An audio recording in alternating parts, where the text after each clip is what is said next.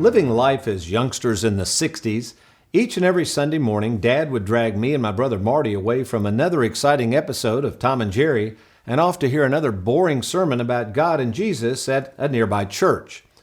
As you can see from this picture of us ready for church, me and Marty are less than enthused about hearing God's truths and more interested in wondering how Tom and Jerry turned out.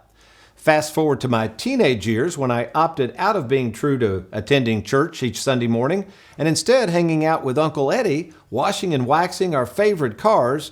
And then, a few years later, I get a tad more serious in my search for the truth while attending college and taking as many psychology, philosophy, and anthropology courses as one could afford to take.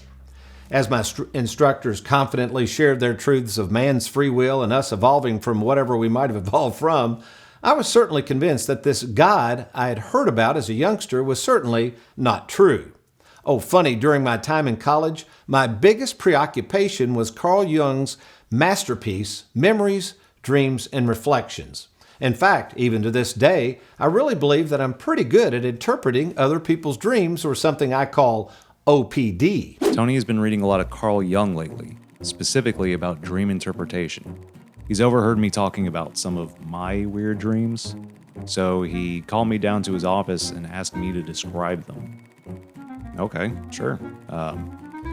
There's the one where I'm being chased by orangutans, the one where I'm in an episode of Scooby-Doo, the one where my toilet exploded, the one where Mary Beth beat me up, and then I lost my Subaru, the one where my gym teacher yelled at me, the one where my hands were feet, the one where Tony had a nose ring, the one where I was like 2 inches taller, the one where I ate Fruit Loops, and I hate Fruit Loops. Eventually, Tony had heard enough. He had deducted the common theme in all of my dreams. You need more protein in your diet, Tiger. I wasn't really sure where he was coming from, but I accepted it and thanked him for the help. When suddenly, he started growing into an 8-foot ogre, except he looked like my sister. And wait a minute.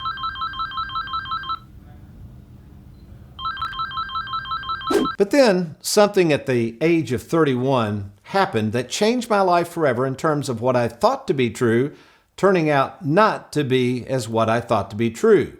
Here's what was true at that time.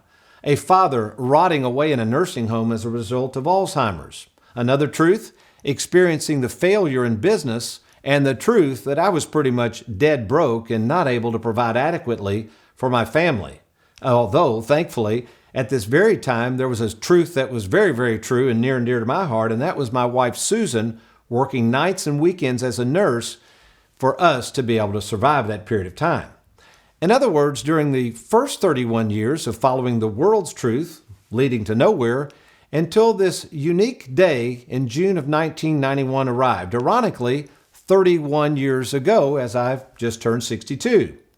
You see, back in June of 1991, because of some faithful individuals who had been pointing me to God's Word, God intervened.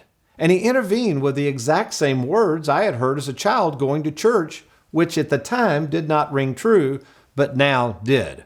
In fact, the most powerful verse of them all is found in John 14:6 when I read where Jesus says, "I am the way and the truth and the life.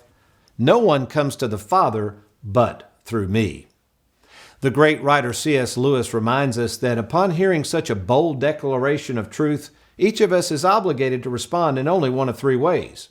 Either this man Jesus is a liar, a lunatic, or Lord. Well, thank God I changed my mind from thinking Jesus was a liar and a lunatic to now trusting Him as my Lord. But Tony, you ask, what in the world does my decision as to what to call this man Jesus have to do with me and my money? Well, friend, it depends on whether your view and truths about money and how you're going to use and enjoy it before it's too late have been shaped by the world or shaped by God. You see, in meeting with more than 15,000 savers, here's a truth I've discovered. Without the helping hand of God's truth, if we're not careful, instead of controlling money, the money will start to control us. Which is why I wrote my latest book, Live Well, Die Broke, to remind savers that you really can't take this stuff with you, and in the end, all that matters is whether you believe who this man said he was or not. Just something to think about. Well, how about you, folks? You may be sitting there saying, you know, Tony, I've believed a lot of things about the financial world that I'm starting to wonder may not be true. And I like that part you talking about how to use and enjoy this money that I've worked so hard before it's too late. Well, I've got a question to ask you. Do you even have a trusted advisor in your corner who is trained in the art of retirement planning? A fiduciary who will meet with you face to face to help you figure out how to put a written game plan in place so that you and your loved ones can follow this through retirement? Well, if not, my question is, why not? My name is Tony Walker, and for more than 38 years, I've made it my life's mission to help savers worry less about money by setting up written game plans that they can follow and monitor not only when they retire, but through retirement. And to see more about how we work, it's absolutely no cost or obligation to do so. In fact, we call this the free 10-minute fiduciary phone call. And here's how you can take advantage of this free offer. First, by logging on to TonyWalkerFinancial.com and clicking on that Let's Get Started button. Or if the internet's not your thing, you can always call the toll-free number on your screen and tell whoever answers the phone that you want to talk to me personally about your situation. And then if it warrants, that's right, the owner of the company, 38 years of experience, I'll be happy to meet with you in person at either our Bowling Green, Louisville, or Lexington, Kentucky offices. TonyWalkerFinancial.com or give us a call at the toll-free number on your screen. Thanks for watching. We hope you enjoyed that video. If you'd like, check out these other clips. And be sure to hit that like button and that subscribe button for more videos.